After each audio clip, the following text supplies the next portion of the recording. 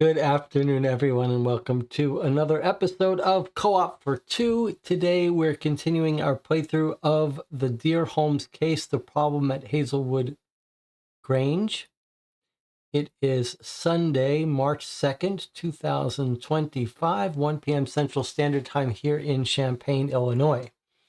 If you haven't watched our previous two letters reading, then this will make no sense and you should leave the channel. Go watch those previous first two letters.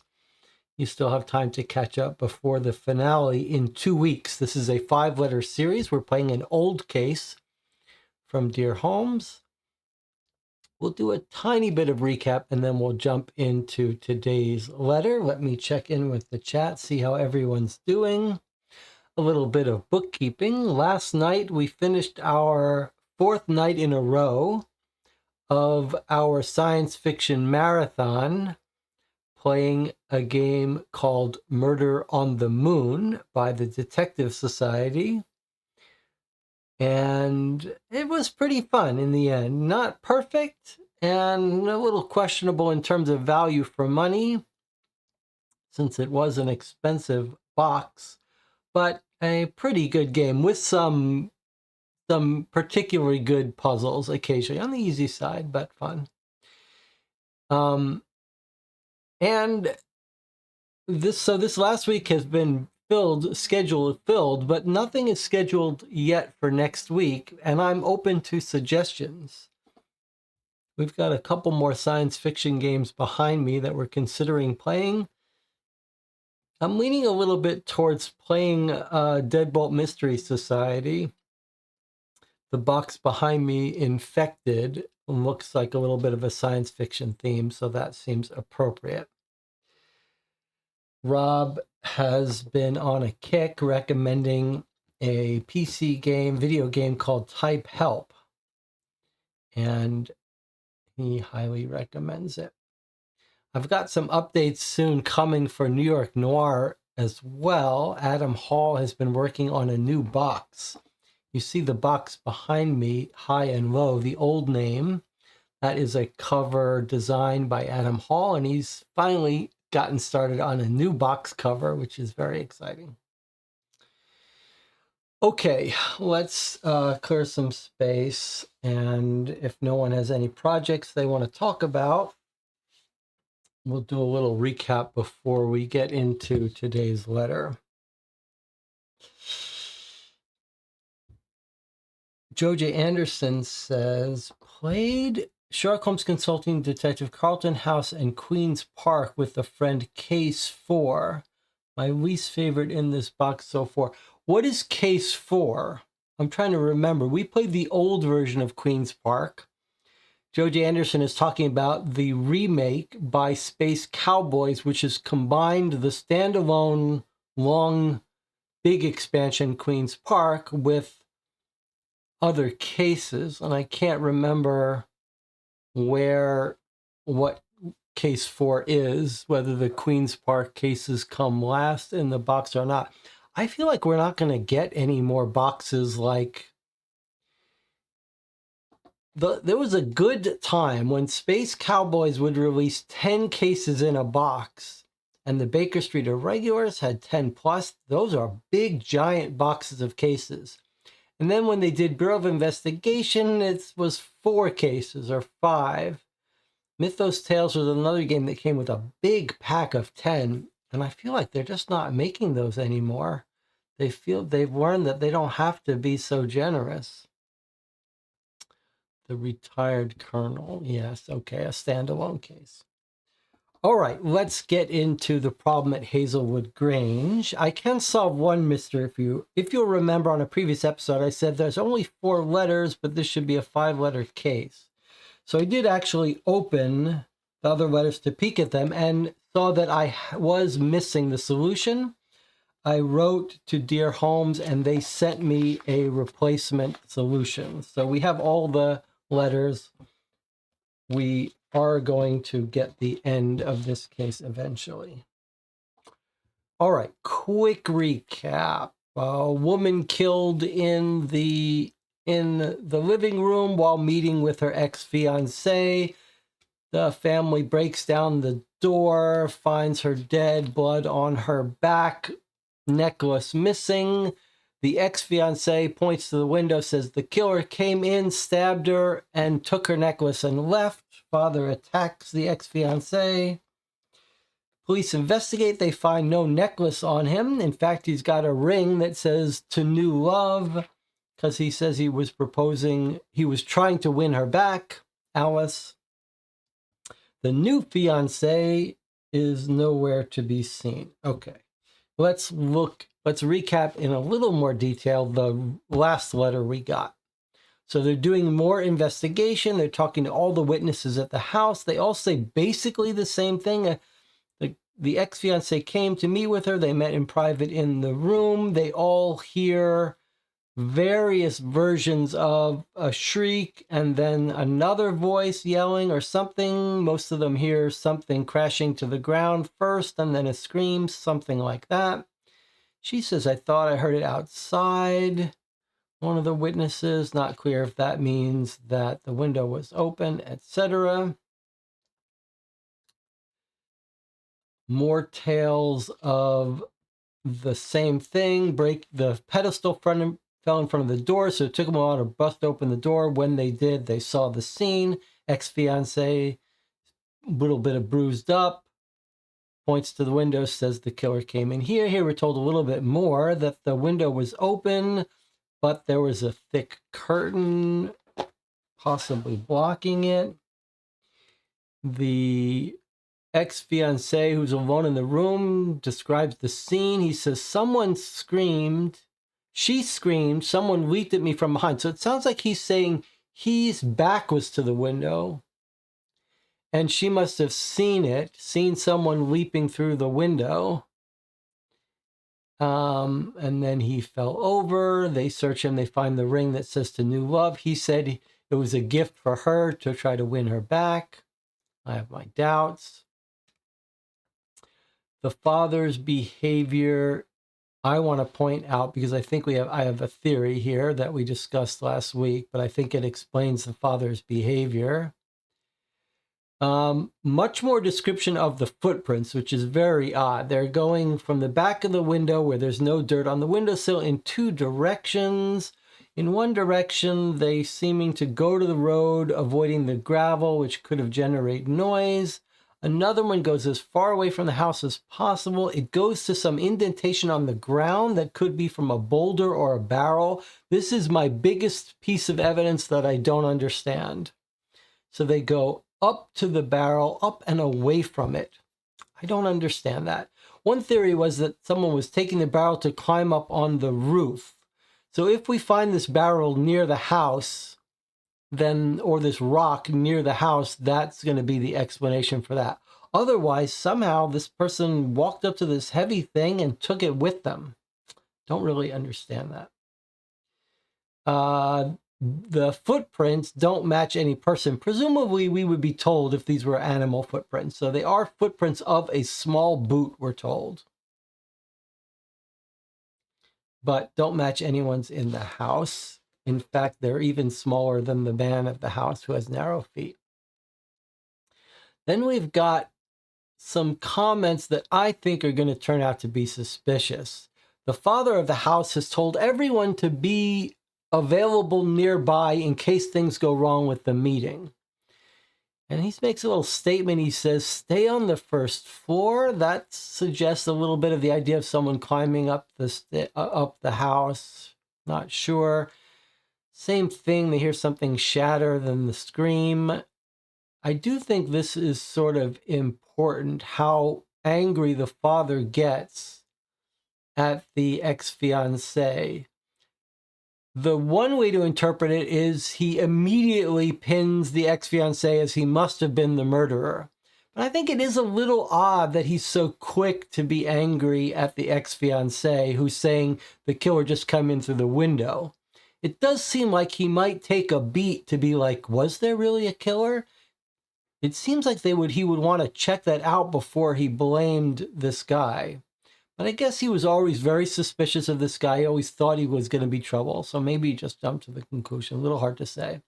But more more mentions by the butler and stuff that Mr. Hazlewood was tense about the meeting because he thinks Johnson can be difficult.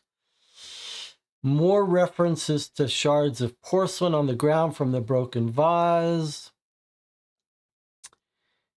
And then here, after this, we start to get stuff that, to me, suggests what's really going on here. When they get into town, it turns out that Mr. Hazlewood, from this rich house, rich family, was suffering from some financial difficulties, and that the necklace that's been stolen has been insured for a huge amount. In fact, recently reappraised for a huge amount.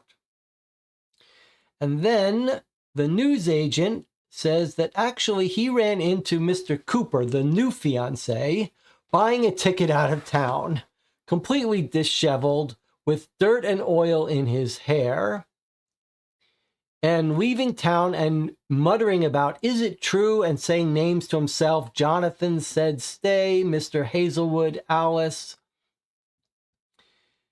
And then they talk about the fresh valuation of the necklace. A little odd comment about Mr. Hazlewood hating animals. I think we're going to learn that's because the necklace is on the dog's collar and he's going to be paying attention to the dog.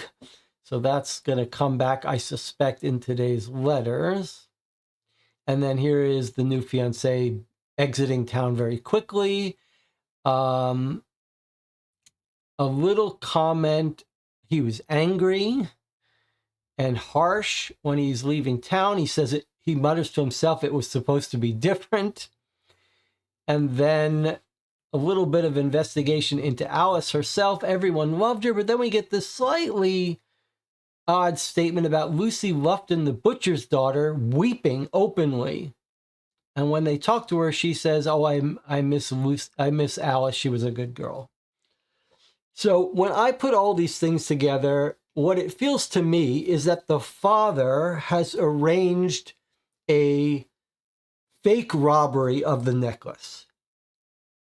He doesn't want to tell the family, so he's hired both of these men, the ex-fiancé and the new fiancé. I think he's hired both of them to stage this robbery.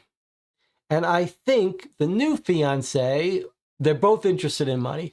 The new fiancé has maybe dressed up like this black slick-haired person with a mustache that the old fiancé described as the killer. And the plan was to have all the servants nearby, but to have the new fiancé dressed up in a disguise or something, come in through the window, grab the necklace, and leave.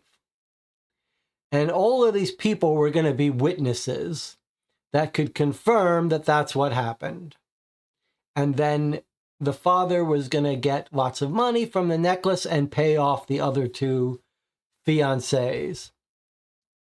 And maybe the brother was in on this, but I think the father is in on it. And I think it's the behavior of the father that gives him away. He's nervous, he's anxious. I think he turns off the lights outside. And then the moment he walks in the room and sees the daughter dead, he knows that this guy has messed up and he's furious at him. And then the other accomplice is here leaving town. Cooper is leaving town because he knows everything has gone wrong. It wasn't supposed to happen like that. I think it's going to turn out that the daughter Alice was not stabbed. We're told she was stabbed. She has blood on her back, and the guy says she was stabbed. I don't think that's what's going to have happened. I think she's going to have gotten cut badly and bled out to death by a very sharp piece of porcelain. Seems a little far-fetched, but porcelain tile can be very sharp. It's all over the ground, these shards of it from this vase. And I think what's going to happen is she is going to have been fainted, knocked over, whatever. Things went wrong, and she fell and got killed. And that's why the father is angry, shocked, and that's why everyone's fleeing. And so that's my theory of what happened. I think the plan was always to take the necklace, and maybe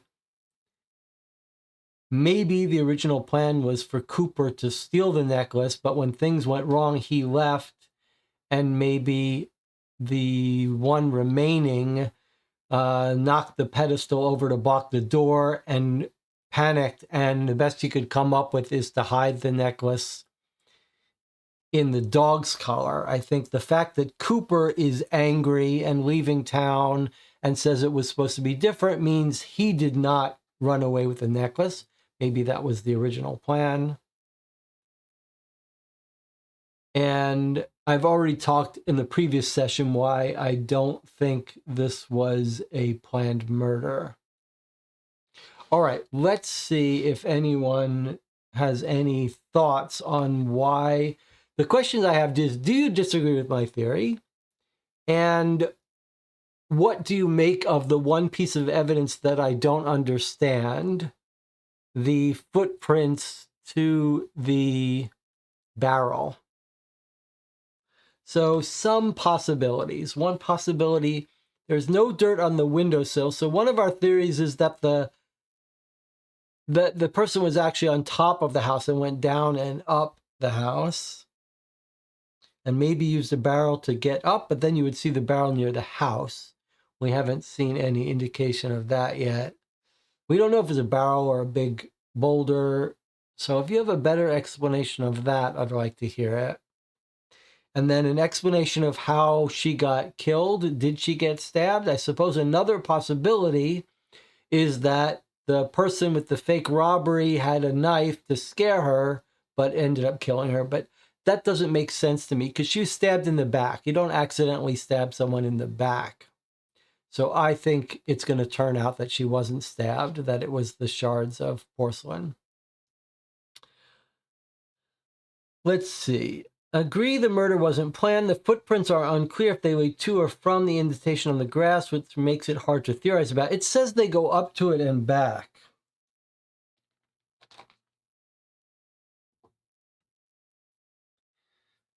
It says there's two footprints. They go in two directions from the window that was open. It says one follows to the right, go down the grounds alongside the drive, and are avoiding the gravel. So the one to the right seems straightforward, just goes up and down and just avoids the gravel. But the one to the left, they turn around. I'm not sure what that means. They turn around, they take a much longer return journey to the main road. And on the return, they take care to keep as far from the house as possible. And about halfway between the window and the main road, there's a big impression from a barrel or a boulder. The footprints go up to it and then away from it. But it's really a little unclear about the directions. So are they saying as they're fleeing the house, they walk up to it and then away? They would have had to take it with them. So you could imagine a small little barrel where you had your disguise. If someone indeed is putting on a disguise, you could imagine that he was meant to disguise himself as a robber, but she recognized him or he scared her. It's not clear. Footprints from the two people leaving, it's really not clear. It's really not clear to me. Is it saying two people are leaving? That's an interesting thing. Is there a third person, the robber? Is the robber a third person? I don't think so. That seems too complicated. It is weird that Cooper, the new fiancé, is described as clothes covered in dirt, hair, and oily mess. Clothes covered in dirt. It is like he was hiding outside of the house in the dirt or hiding in the forest near the house.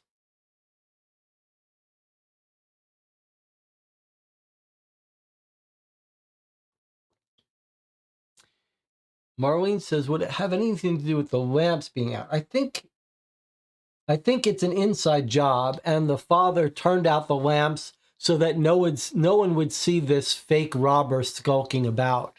If the lights were on, someone might look out the window and say, hey, what is that guy doing there?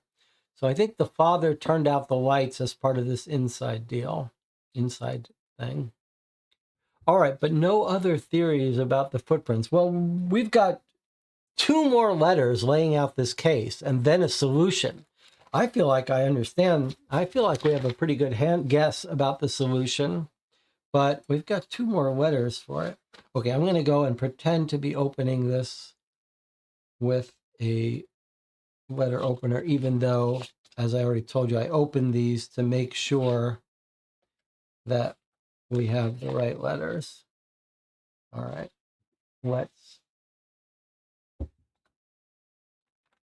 That is buddies with the police. Could they be involved? No, the police aren't involved, but you're right. He does seem to want a specific cop to come. Okay. Here we go. So our first letter was on the 16th.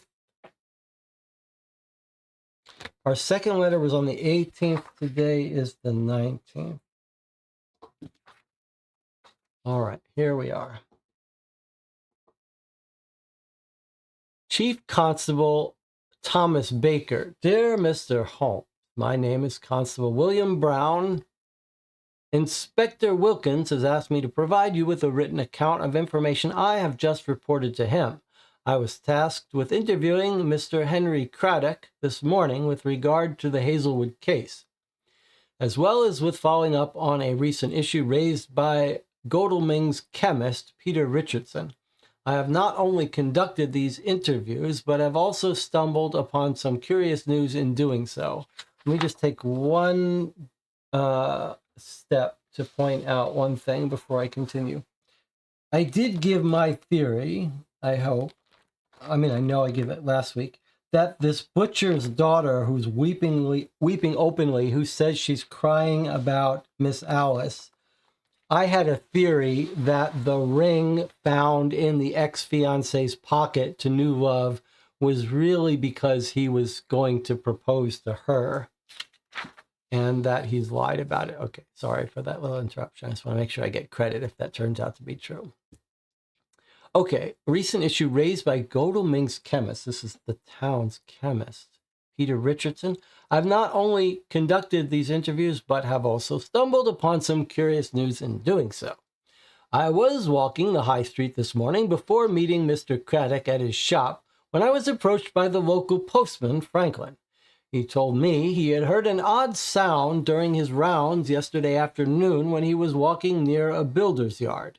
He had no idea what was making the noise, but it sounded like frenzied scratching, and it was coming from some little used outbuildings.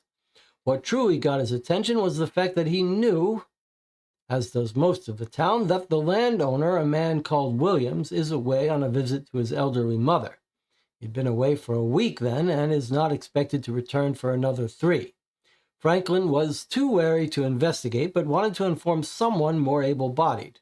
To be sure, before investigating, I paid a quick visit to the butcher, whose shop is a short walk from the yard, and he confirmed that the proprietor was indeed away. Mr. Lufton clarified that Williams is one of my older customers. Mr. Williams is one of my older customers. I know he's out seeing his mother in Reigate this week, 'cause he made sure to tell us Lucy wouldn't need to go round again till Monday. I later checked Williams's yard and found it both quiet and secure, so I believe Franklin to be mistaken in either what he heard or where he heard it. Is Lucy's with the small women's foot the foot that is the fake robber?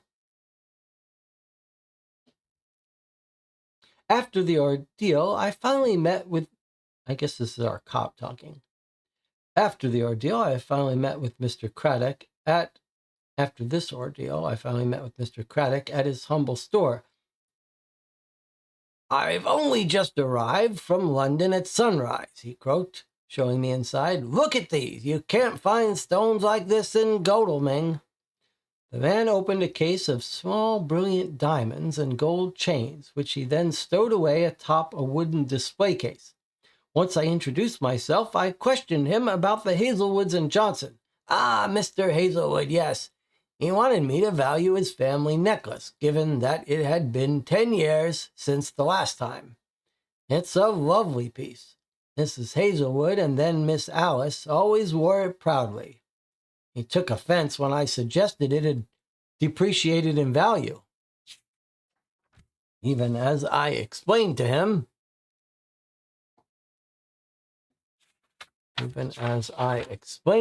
that the necklace is still worth a small fortune.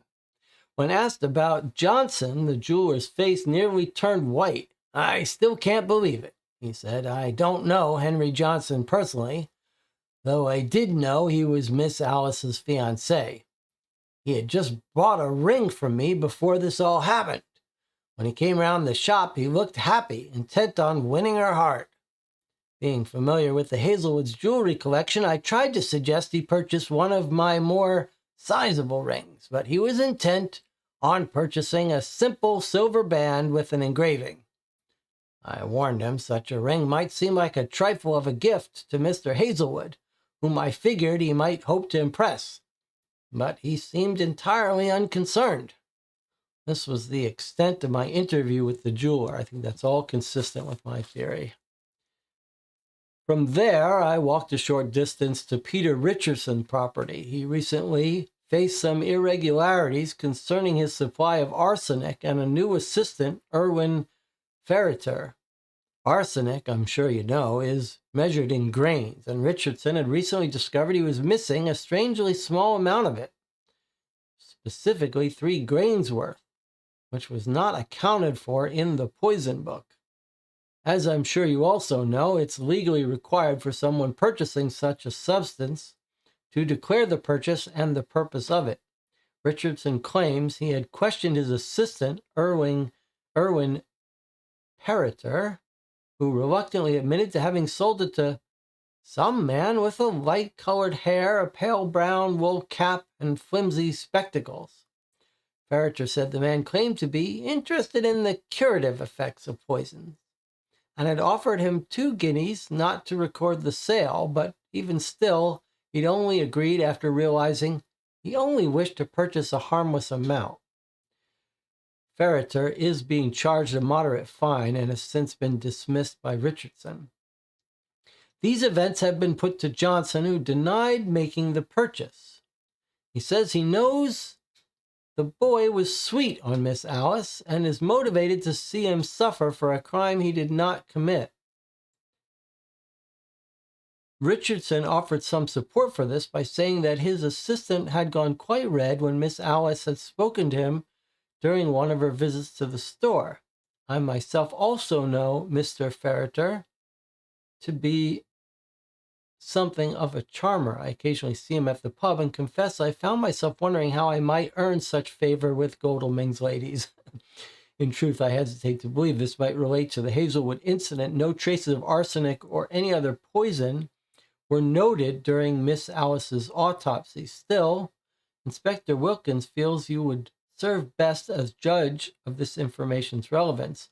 Plans do change after all, were his exact words. That's my report, Sir William Brown. Okay, so I have one more letter, but let me make sure I understand it. So is what happened that they gave Alice a little bit of this arsenic just to knock her out, and she fell on the porcelain or whatever and died? Is that what's gone wrong? Let me make sure I understand this part. So the part about the ring, I think, is completely consistent. I think the old ex-fiancé was just part of the scam to make some money, and he was really just about to propose to the butcher's daughter, Lucy. But we got mention of Lucy here and property near Lucy, so that's what I'm interested here. So someone heard odd sounds near the Williams property, which is near the butcher, which is where the girl was crying. I really wonder if Lucy, the butcher's daughter, has narrow feet. And she could be the person who came in the window. But now, let me see if I can understand this part. Williams is one of my older customers, says Lufton.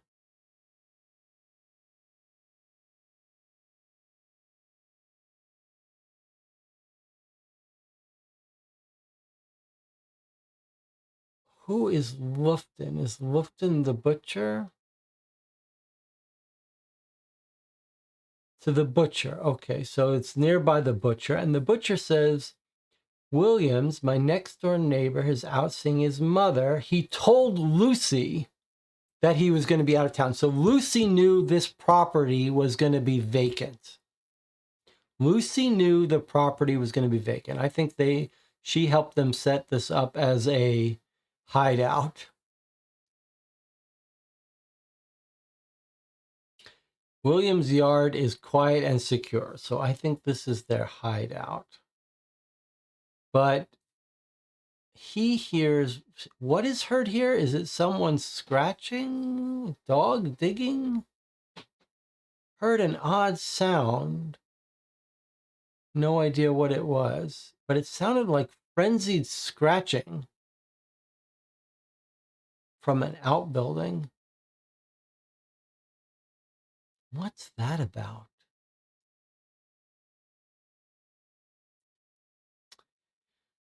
Okay, so he talks to the jeweler, and the jeweler just says the necklace is depreciated, which has made him angry, but it's still worth a small fortune.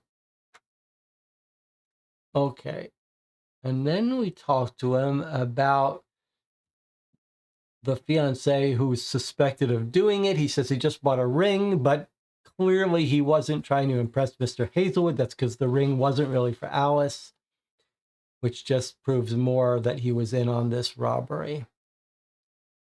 And then we hear about someone getting 3 grains of arsenic, not enough to kill anyone.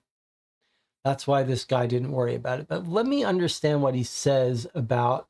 So he says someone came in, light-colored hair, pale brown wool cap, flimsy spectacles. I think we're being told this is a disguise. So someone came in to buy 3 and he doesn't want it recorded. All right. But then what's this last part? They go to Johnson, the ex-fiancé, and he says he knows the boy was sweet on Miss Alice.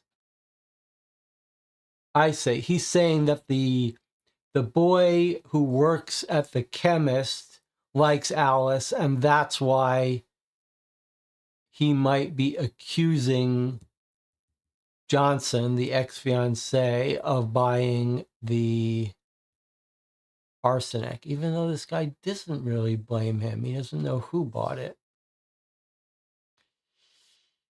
Richardson offered some support for this. He said, well, maybe my guy is sweet on her because he went red when Alice spoke to him. I think that's just a red herring. All right, so before I read the second letter, any other thoughts? If Lucy's planned the necklace theft with her new boyfriend, Johnson, and she was the robber, maybe she took the opportunity to stab Alice out of jealousy. No, I don't think so. Lucy is crying. Something has gone wrong with Lucy. And I still think the guy leaving town, the new fiancé, is involved in this. But Warren says, weren't we specifically told that the jeweler said the necklace had not gone down? I think someone surmised it must not have gone down. But maybe it has gone down. I don't think it's particularly relevant to us. Okay. So here's a letter from Henry Williams, another inspector. Dear Mr. Holmes, this morning, Constable Bull showed me your reply to his letter, posing a number of questions about the site of the murder. The significance of some of your queries, I will confess, escapes me, but nonetheless, this afternoon I returned to Hazlewood Grange to gather answers to each of them in turn. With respect to your first question, only the one southern-facing window was open when I arrived at the Hazlewood's parlor. There appeared to be mild damage to the paint in two places on opposite sides of the window frame. The carpet in the room was neat, save for the blood stains under and beside the deceased. I'm assured no one from the house has entered the room since the murder was discovered, and when I returned today, all seemed to be in order. The only peculiarity was one section of carpet near the center of the room, adjacent to the settee, which appeared slightly darker than the rest. I asked the maid, Mrs. Nugent, about it, and after examining the darkened square with surprise, she uttered in confusion, there's normally a smaller rug sitting there. I searched for a rug that could have been moved without success. You also asked about young Mr. Cooper. Yesterday, I took the train to Guildford, where I arranged for the youthful solicitor to meet with me at the local police station. Mr. James Cooper is a fairly tall, well-coiffed man with slick black hair.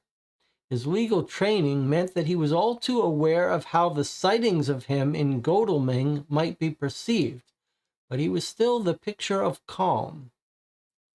He admitted to disobeying his fiancée's plea that he return home before Johnson's visit, but insisted he had a good reason for doing so. Cooper felt uneasy about the whole affair and had even contemplated hiding near Hazlewood Grange in case things turned unpleasant.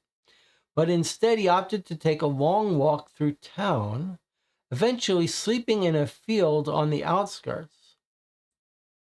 He woke around 7 in the morning and after some time decided to return home for a change of clothes, but walking to the train station, he overheard some people talking about the Hazlewoods and all the constables.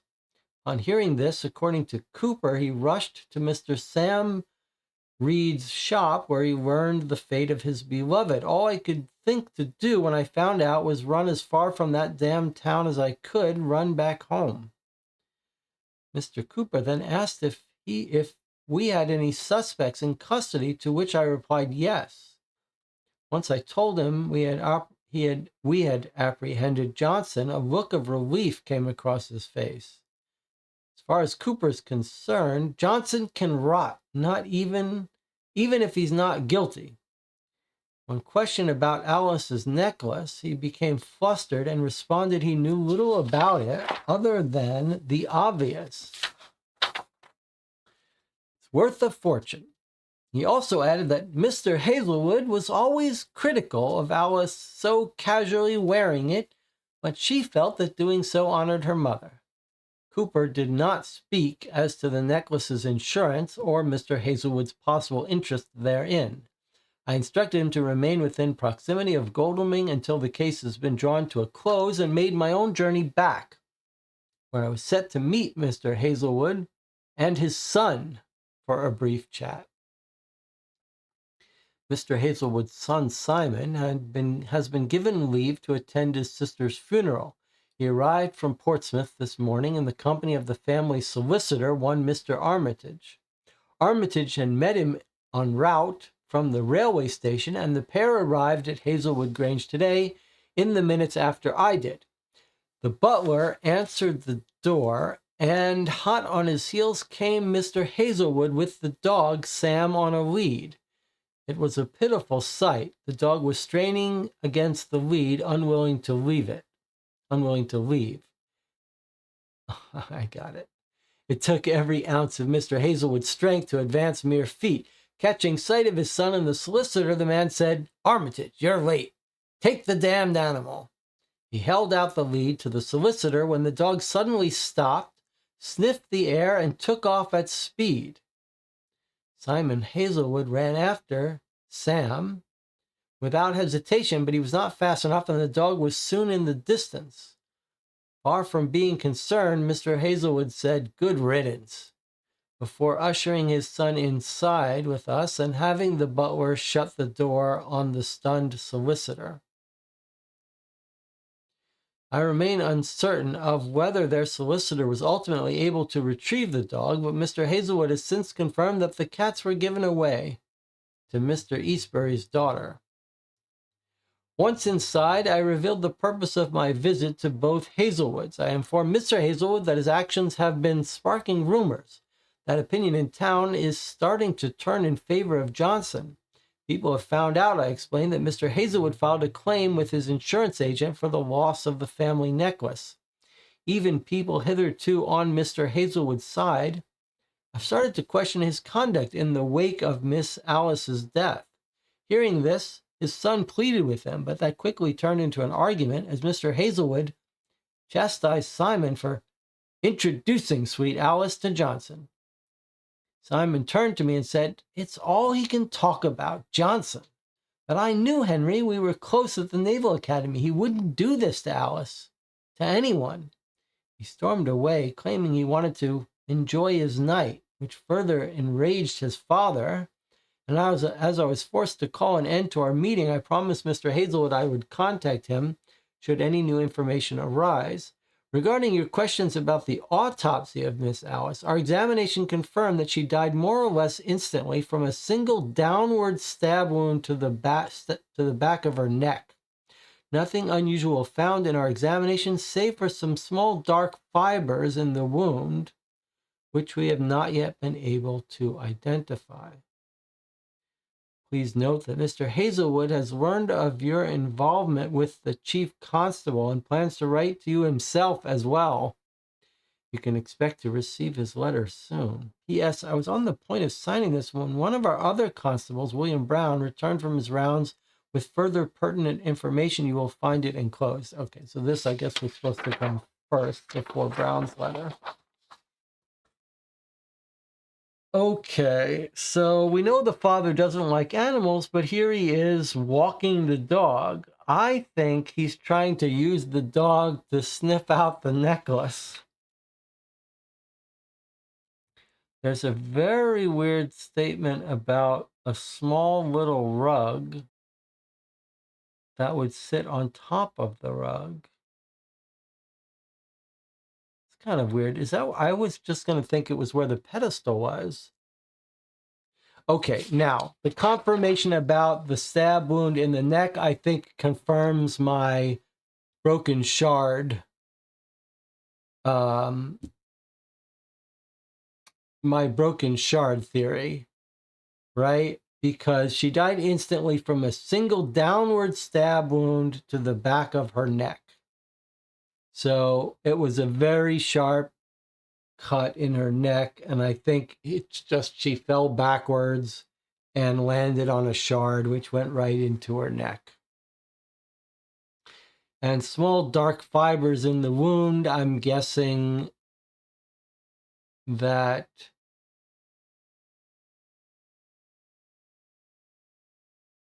I wonder if those aren't going to be the curtain, actually.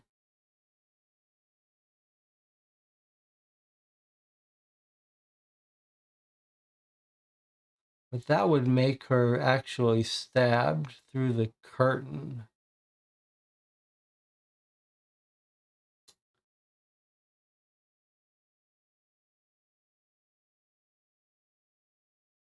Huh. I wonder. Okay, so one theory is that she fell on the shard. I still think that seems likely. But we were told this interesting scenario where the window is open and there's these big heavy curtains in front of it. And I wonder if it's possible that she was stabbed through the curtain with her back to the window. It's an interesting theory, but I still think it's more likely that she fell backwards and that maybe they put some arsenic in her tea. Do you remember if we were told that they were going to have tea when they met? I'm going to put these letters away and then we'll search.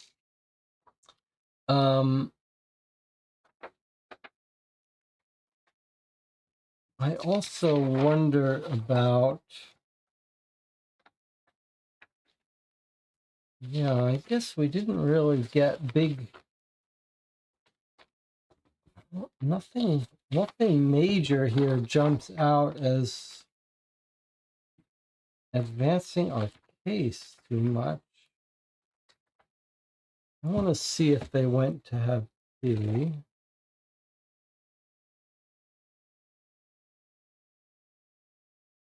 So Johnson is the guy with blonde. He does have blonde hair.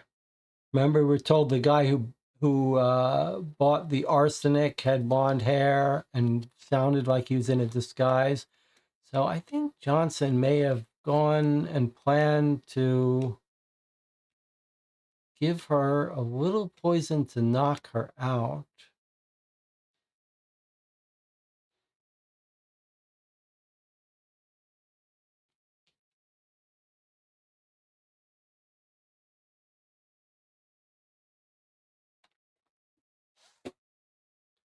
Where's the story? No sign of weapons.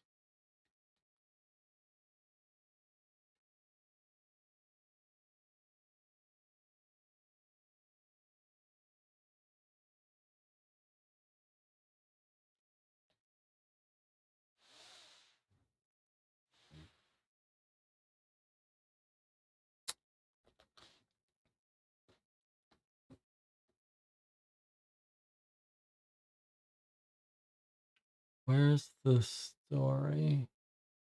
Cooper comes, he leaves. Johnson arrived 15 minutes later.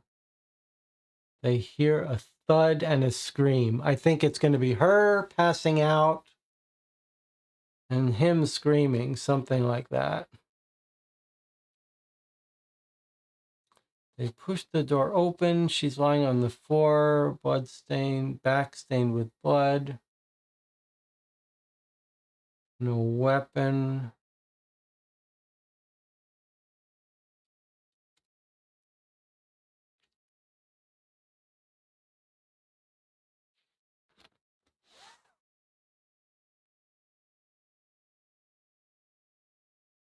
Here's another bit of the story. Okay, the drawing room. Hammond saw Johnson to the parlor, escorted Alice for the visit.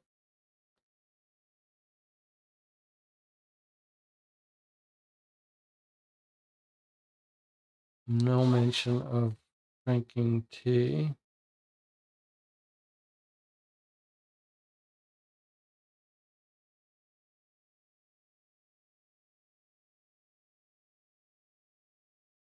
Here's the part about the curtains in front of the window.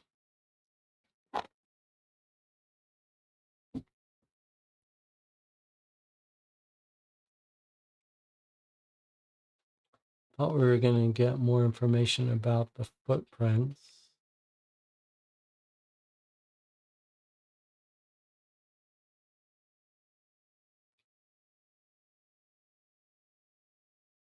Pedestal, shards of porcelain.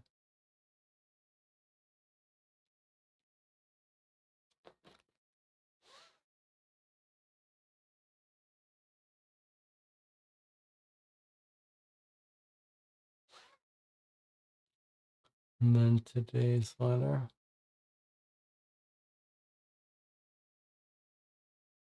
The chat thinks it's for the dog. The dog had his head down, didn't bark, so I would lean towards the dog being drugged more than the woman.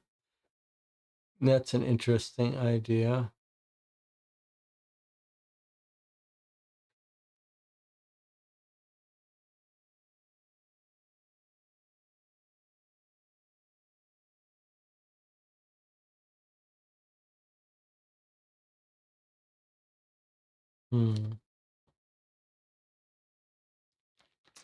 The interview with Cooper is interesting.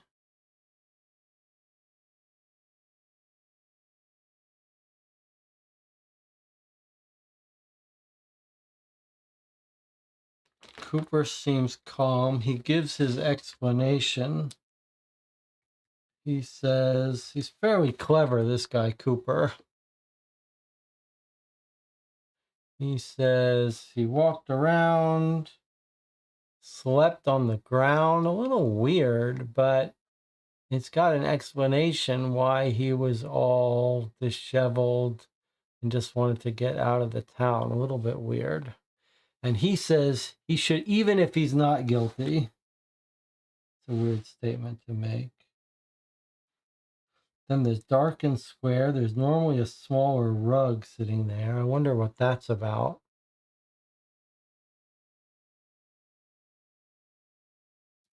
He does have slick back hair, which is what Johnson reported the robber had. No note about a mustache. And then here we got mild damage to the paint in 2 places on opposite sides of the window. I don't know what to make of that, other than it could be total red herring. One section of the carpet near the center, darker. That's because there's supposed to be another smaller rug sitting there. That's weird. And then the sun has come. So the butler arrived, hot on his heels, Mr. Hazlewood with the dog. Why is Mr. Hazlewood walking the dog? The dog straining against the lead, unwilling to leave. So the dog is on the trail. The dog sensed someone, and he's chasing after him.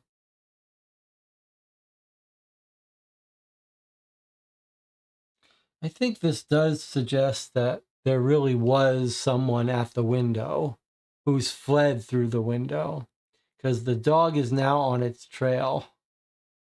And maybe that's why they did drug the dog, so he wouldn't chase and follow the trail. I think that makes some sense.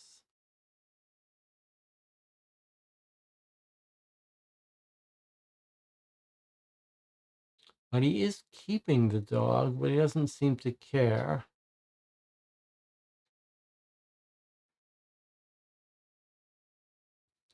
And then Hazlewood is mad for introducing Johnson because he blamed Johnson for messing up, I think, this inside job robbery. He says he would never hurt anyone.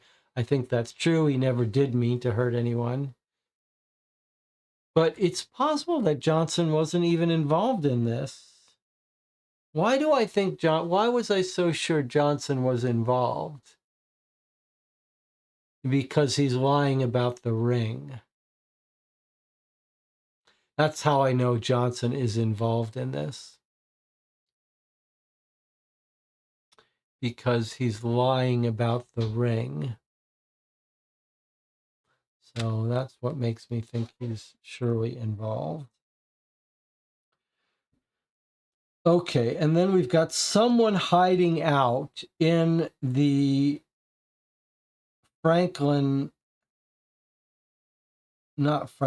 someone's hiding out in this house, and who knows about it? The butcher's daughter. In the Williams property, Lucy, the butcher's daughter that we hear crying yesterday after the murder, she knew that this guy wasn't going to be here. And an odd sound during his rounds when he was walking near Builder's yard. Frenzied scratching. So I have a theory here. I have a theory now. Okay, I have a different theory now. Here's my theory. I wonder if this isn't the dog who's gotten loose and has tracked the killer down to this property where he's hiding out. And the dog was scratching, trying to get inside to where Cooper is sleeping. And maybe Cooper does have the necklace. Originally, we thought some weird thing about the necklace being on the dog's collar. Now I think maybe they poisoned the dog so that and in fact, it could very well have been the father. Johnson bought the poison, gave it to the father. The father poisons the dog to keep him knocked out, something like that. Maybe Cooper does steal the necklace and sleeps in this area where the dog tracks him down eventually. In fact, look. I wonder if that's not the dog getting free because of the order of these letters. They're both written on 19 November, but let's see. So this guy meets the family and the dog runs away.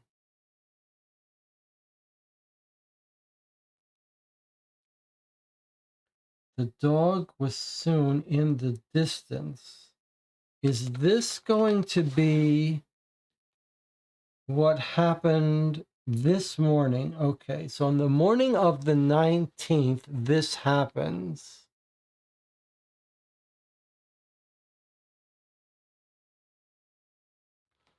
And is this happening at the end of the day? I was walking this morning and the dog, I think this is the dog got away here.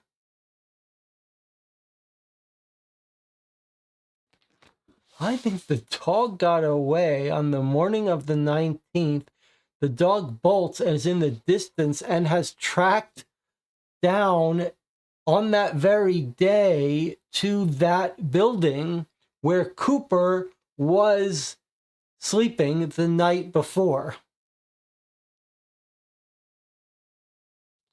He has found the hideout from the previous night, is what he's done. And he's scratching to get in, but Cooper has already left. But that's where Cooper stayed. That was the planned hideout. And now we tied the three of them together because Lucy is the girlfriend of Johnson, the ex-fiancé, and Cooper is the guy who broke into the house to rob the necklace, and he's sleeping and hiding out in the place Lucy knows about. The four of them are in it together. And now maybe it is the fact that Cooper did get out with the necklace, but he's still angry because this was supposed to be a simple robbery, and instead Lucy has ended up dead.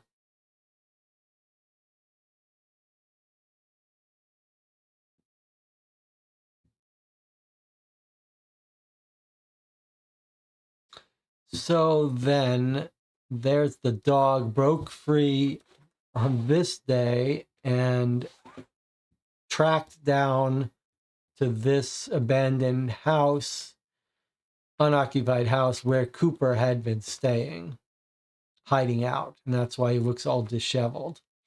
So I think that makes complete sense. And I do think that I think you guys were very perceptive in figuring out that they drug the dog. And I think that also implicates Mr. Hazlewood again. He's the one who could have drugged the dog. And here he is, light-colored hair, flimsy spectacle. This is going to be Johnson. Harmless amount, because it was for the dog. So I think you're absolutely right. The father said probably, hey, that dog is going to track it. Let's knock out the dog. This was the part about the necklace being not for Alice, but for Lucy. So what do we not understand then? First of all, I wish this guy had taken a measure of Cooper's feet, because I think it's going to be Cooper's feet. But is it possible that it was Lucy? all along and not Cooper? Not really. I don't really believe Cooper's story, but is it possible that Cooper's not involved and it really was Lucy? I mean, Lucy knows about this unoccupied building. Lucy is going to be working with Johnson. He bought her the ring, is what I think. So is it possible that Lucy has the small shoes and she needed the barrel or the boulder to get up on the window? And so then Cooper's not involved at all?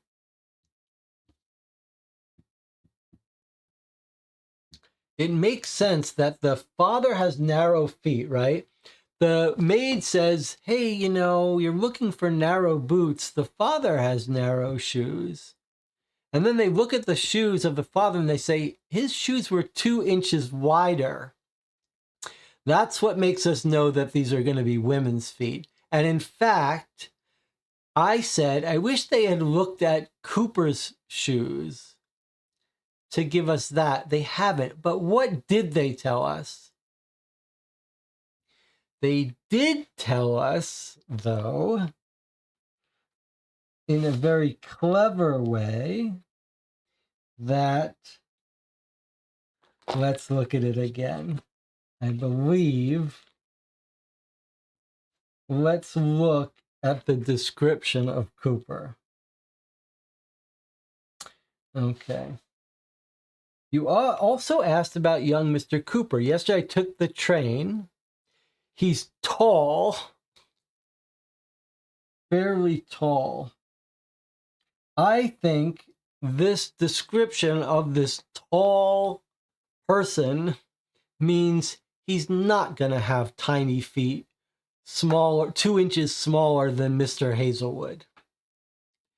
So I think it's going to be Lucy, the butcher's daughter, whose shoe prints those are outside the window. And so I'm starting to think that Cooper's not involved at all, that he's telling the truth.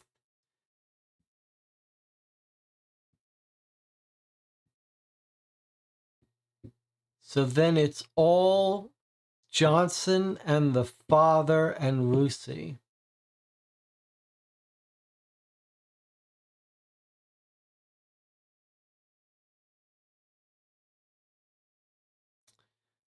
We ask about the necklace. He gets a little flustered. He says it's worth a fortune. Hazlewood was critical of Alice.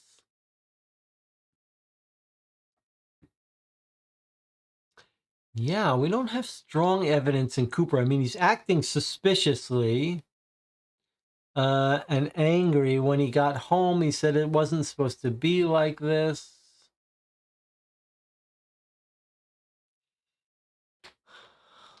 So he certainly acts suspiciously, but he said, and he shows up, dirt, hair, an oily mess, but he has an explanation. He says he disobeyed his fiance's plea that he return home.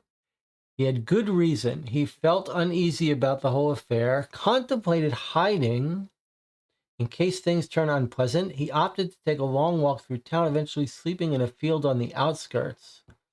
He woke 7 in the morning, decided to go home for a change of clothes, overheard people talking.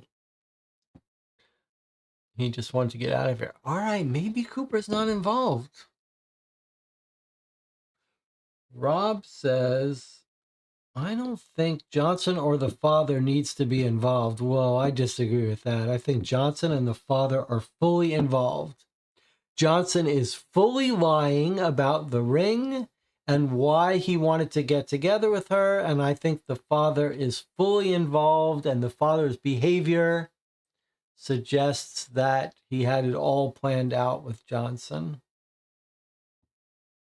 But I'd be very curious if we end up disagreeing on that I can see how you could. I'm not saying it's super obvious. Okay, but I think Lucy then may very well have gotten the necklace. Now, what is your explanation? We still have two mysteries then. One, was she stabbed? And if so, how do you explain the weird fabric in the wound? And then, or was she stabbed through the curtains? Now, I claim that Lucy did not mean to kill her. That was never her plan. So that means that, and I claim that Johnson never wanted to get back together, so he was in on it, but Lucy is clearly upset. She didn't mean for this to happen, and I don't see how you could, why she would come in with a knife or anything like that. So I still think she fell on a shard of the vase.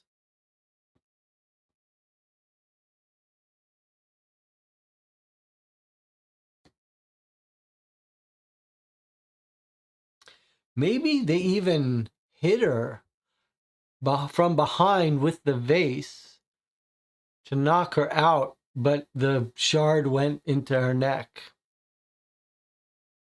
I still don't explain, I don't understand the barrel, except if she needed that to stand on. But I don't know how she would get rid of it. Are we told anything about her? Like her being super short or anything?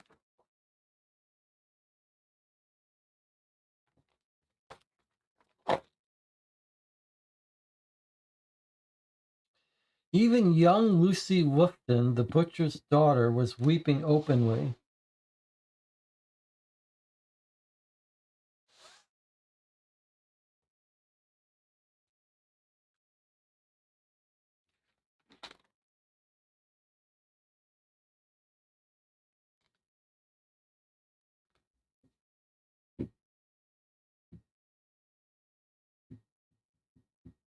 All right.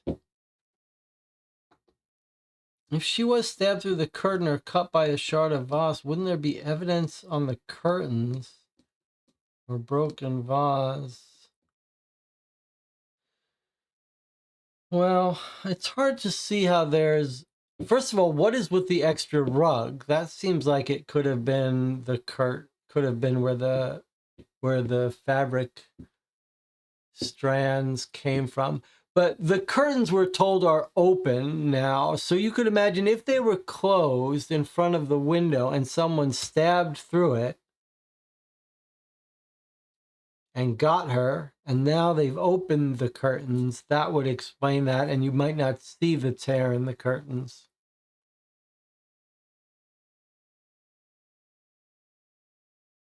Rob says a vase shard would still be in the wound, not retracted. Yeah, it's a good point. I mean, you could pull it out. It is odd, though. I just don't see how a knife gets involved here. That's the part that I find... I don't see anyone killing this. It's clear this woman was not killed on purpose, to me.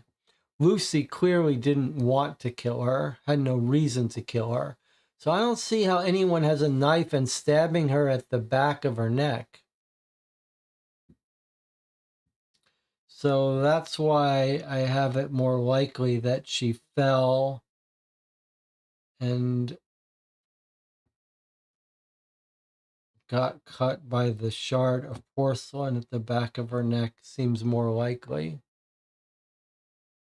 What if she fell on the vase or something? They turn her over, they see she's got the shard of porcelain into her neck that killed her. So they grab it out, they put it in the piece of carpet, and Lucy runs with it. They take the necklace. Maybe the idea, maybe they have to cut the necklace off her and that's what the knife is for. And while they're trying to cut the necklace off her, it stabs her. Is that possible? Is it possible that they were going to try something crazy like get Alice with her back to the window and they were going to try to like cut it off quickly and run with it?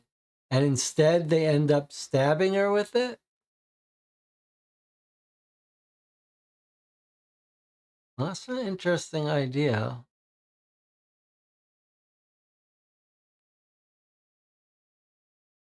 All right, I'm going to have to think about it a little bit longer.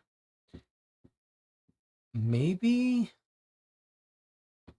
I still think it's more likely that they were going to knock her out. Like if Lucy is going to pretend to be the robber, then I don't see how they're going to get away with that. I think only by knocking out Alice were they going to be able to rob her. So that makes me think they knocked her out but killed her by accident. All right, what we're going to do is we're going to stop here because we've got one more letter of evidence coming next week. And then after that, the solution. I'll see you all next week for the next episode, or maybe some of you will be joining me this week for another playthrough. See you next time.